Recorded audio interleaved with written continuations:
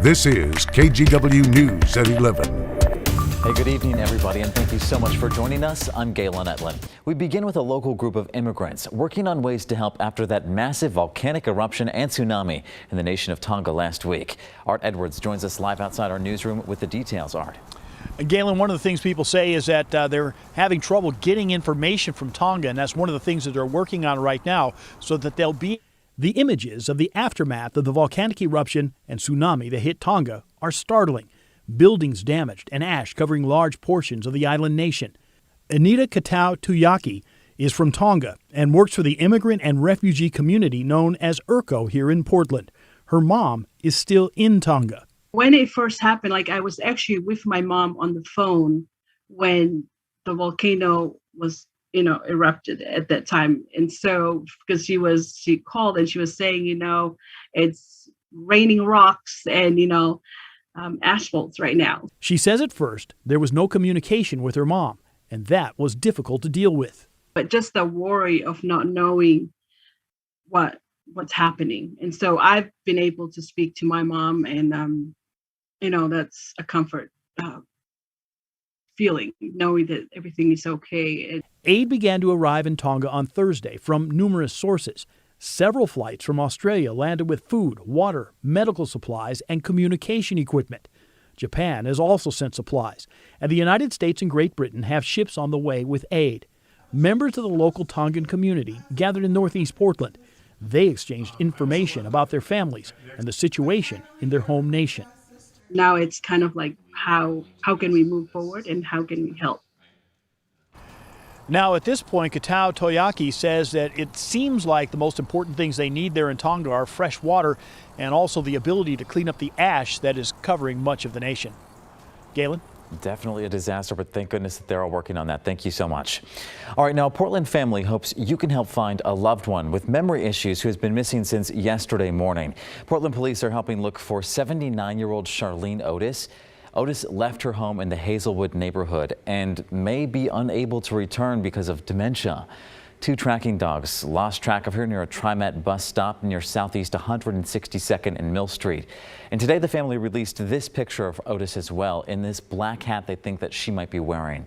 Now, if you do see her or know where she is, you're asked to call 911. New at 11 o'clock, Portland police are investigating a deadly hit and run, and the person who did it is still out there.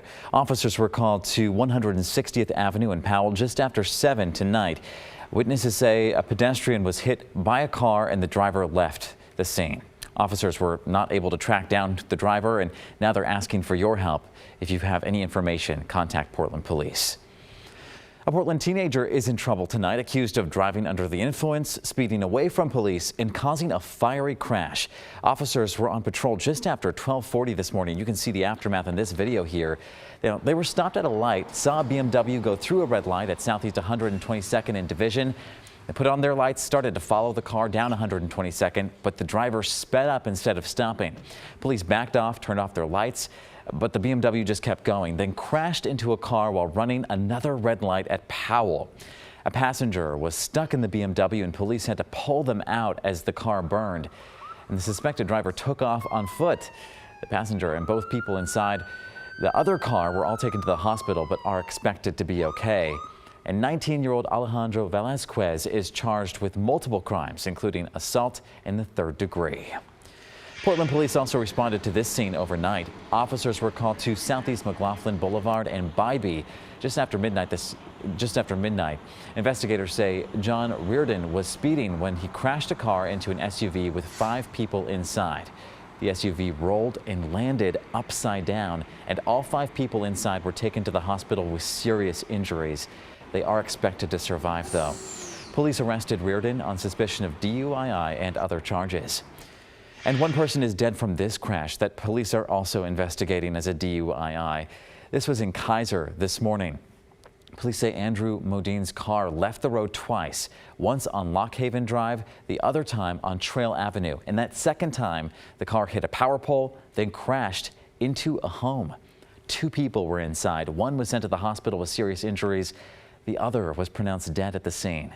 Modine is charged with several crimes, including manslaughter in the 1st degree.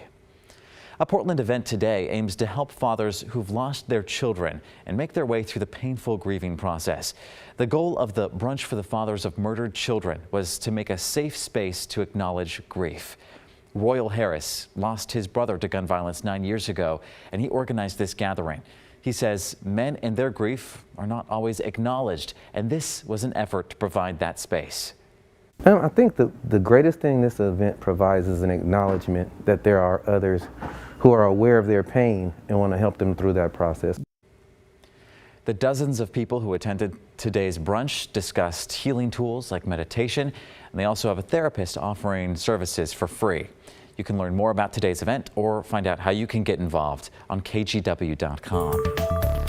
Turning now to the pandemic, the Omicron variant is proving again it's hard to know where COVID-19 will take us. But health experts in Multnomah County are looking ahead toward getting past the pandemic phase of this disease. And our Tim Gordon explains how. We have passed the 2-year mark since the first case of COVID-19 was identified. In fact, it was in the Pacific Northwest. There has been a lot of disease and death since then.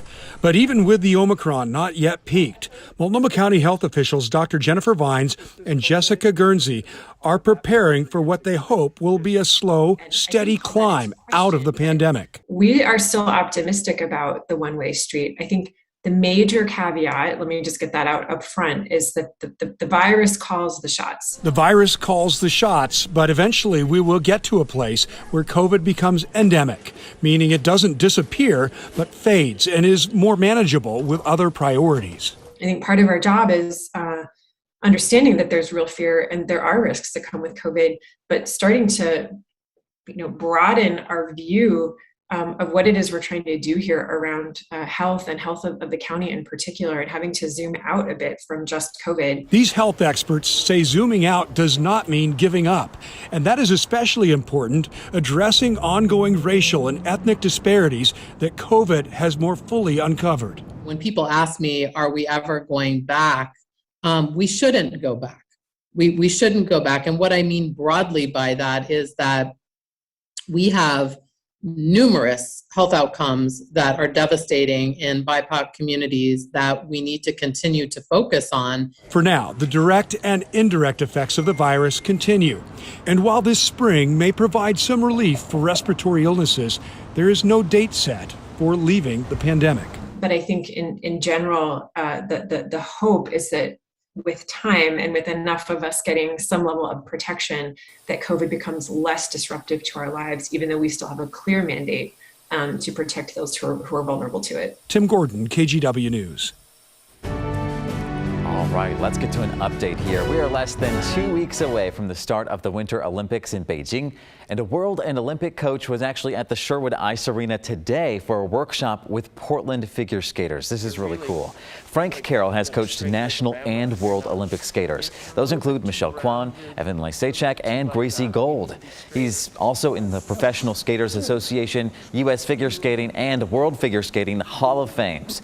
Carroll says his success is really driven from consistency, and that includes events like the one today. Well, I think one of the most important things that they have to understand is there is no substitute for hard work and perseverance. You can be the most talented skater in the world, and God can give you the talent to do this. But if you don't have the right mental capacity to understand the amount of perseverance and hard work it takes, you'll never get there. Talk about a tough path. Now, Carroll says he has been to every Winter Olympics since the 1970s, but he will not be going to Beijing since he retired in 2018.